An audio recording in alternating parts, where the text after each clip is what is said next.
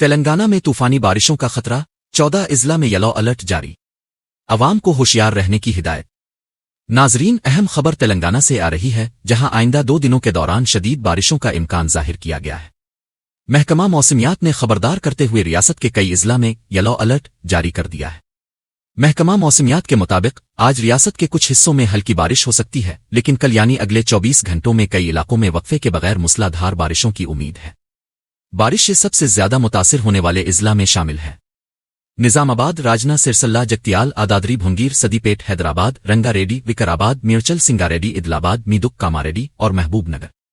محکمہ موسمیات کے مطابق نیرتی مانسون کی آمد کے باعث یہ بارشیں ہو رہی ہیں اور اگلے 2 دن تک جاری رہ سکتی ہے۔ خاص طور پر حیدرآباد کے کچھ علاقوں میں شدید بارش کا اندیشہ ہے۔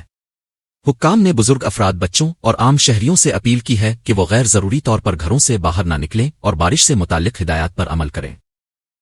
مزید موسمی اپڈیٹس کے لیے ہمارے چینل سے جڑے رہیں۔ اگر آپ بھی تلنگانہ آس پاس کے علاقوں میں مقیم ہیں تو احتیاط برتیں۔